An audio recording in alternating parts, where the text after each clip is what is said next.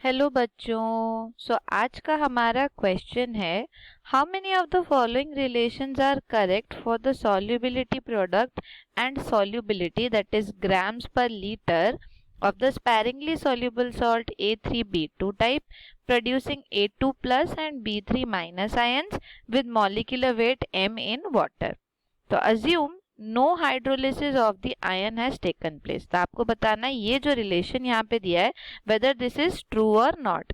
तो रिलेशन है concentration of A2 plus ion raised to the power 3 into m raised to the power 5 is equals to 108 into s to the power 5 divided by B3 minus ion raised to the power 2। ठीक है, तो इस question को करने से पहले आपको पता होना चाहिए इसके की कंसेप्ट के बारे में, और की कंसेप्ट में आपको पता होना चाहिए कि व्हाट इज केएसपी। तो केएसपी जैसे उसके नाम में लिखा है, it is the solubility product, यानी ये क्या देता है, it gives the product of ions concentration in the solution raised to the power of its occurrence तो आपके सोल्यूशन में जब आप उस सॉल्ट को डालते हो तो वो जैसे ही डिसॉल्व करता है वो अपने इंडिविजुअल आयंस में ब्रेक डाउन करता है, और इन्हीं आयंस के बारे में आपको बताना है कि इनकी कंसंट्रेशन की जो पावर पे वो रेज्ड होता है उसका प्रोडक्ट ही होता है आपका केएसपी। तो सपोज आपके पास एक सॉल्ट है which is AX and BY type, इसको जब आप ब्रेक डाउन करते हो तो ये क्या बनाता है, A raise to the power Y plus and B raise to the power X minus. अब A raise to the power Y plus के आपके X मोल्स बनेंगे और B के Y मोल्स बनेंगे। इसीलिए जब आप इनकी सॉल्युबिलिटी लिखते हैं तो सॉल्युबिलिटी में इसको लिखेंगे X इंटू S और इसको लिखेंगे Y इंटू S। अब ध्यान रहे S यहाँ पर मोल्स पर लीटर में होगा, तब आप इसको ऐसे लिख सकते हैं। अगर यहाँ पर जैसे क्वेश्चन में दिया है ग्राम्स पर लीटर में हो, तब क्या करेंगे आप, तो तब आपको इसके मोलर मास से इसको डिवाइड करना पड़ेगा, यानी this becomes XS by M और ये बन जाता है YS बाय M। ऑलराइट, तो ये है इनके सॉल्युबिलिटी इन मोल पर लीटर।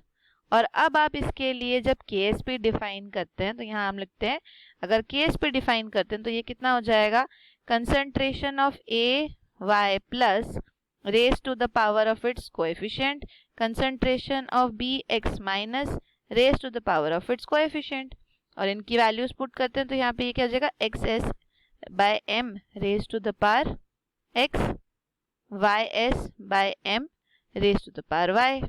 इसको सॉल्व करेंगे तो ये बनेगा x raise to the power x, y raise to the power y और s by m raise to the power x plus y। तो इसी के हेल्प से हम सॉल्व करते हैं हमारा क्वेश्चन। तो हमें क्वेश्चन में जो सॉल्ट दिया है दैट इज A3B2 टाइप, और जब आप इसको ब्रेक करेंगे तो ये बनेगा A2 प्लस और B3 माइनस आयन में।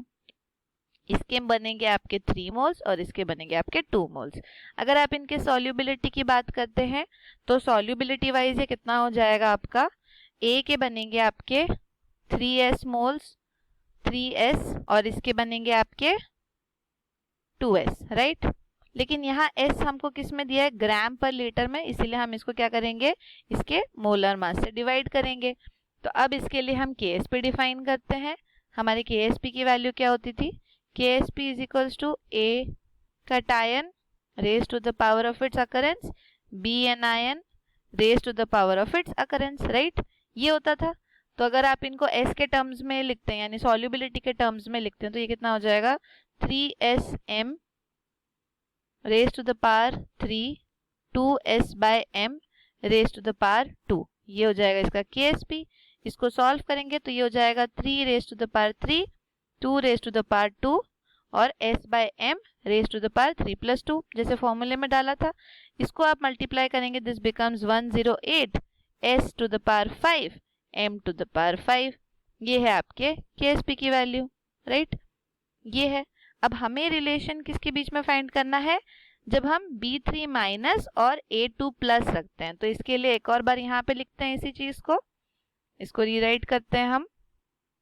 तो आपका ये वाला जो रिलेशन था फर्स्ट वाला KSP is equals to A raised to the power 3 and B raised to the power 2, right. इसमें हम पुट करते हैं KSP की वैल्यू जो हमने अभी डिराइव की 108 S raised to the power 5 M raised to the power 5, और यहाँ पे कितना रह जाएगा आपका, एक cation raised to the power 3, B anion raised to the power 2। अब आपको क्या रखना है क्वेश्चन के हिसाब से, A2 प्लस और M को एक साइड पे रखना है, तो हम इनको थोड़ा सा रीअरेंज कर देंगे, राइट। M को इस साइड पे ले जाएंगे और B को दूसरे साइड पे ले आएंगे, तो ये क्या बन जाएगा 108 S5 divided by B3 minus ion raise to the power 2, और ये हो जाएगा A2 plus into raise to the power 3 into M to the power 5, right. ये हमारा रिलेशन बन के आता है। और क्वेश्चन में हमें क्या रिलेशन दिया है, क्वेश्चन में हमें दिया है A2 plus raise to the power 3 into M to the power 5 is equals to 108 into S to the power 5 B3 minus by 2 raise to the power 2, और यहाँ पर भी हमें देखिए एकदम सेम डिटो दिया गया है रिलेशन, सो इसीलिए हम बोल सकते हैं the given relation here is true. So this is correct statement. So hope you understood it well. Thank you.